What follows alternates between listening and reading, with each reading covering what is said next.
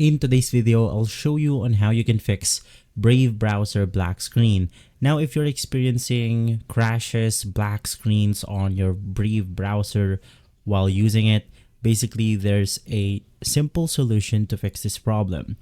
The first thing that you want to do is to head over to your Brave browser, and from here, you then want to click on the three lines at the corner of your screen. It will be right beside this icons right here. You then want to navigate through the browser settings, and inside this page, navigate through the categories and click on system. From here, we have the system category. Basically, we have our shortcuts and we have multiple settings that we can modify. You then want to navigate through the use graphic acceleration when available, and then you want to simply turn this specific setting off.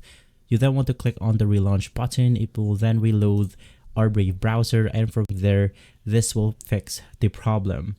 If this video has been helpful, leave a like, subscribe, and follow Guide to Everything for more videos like this.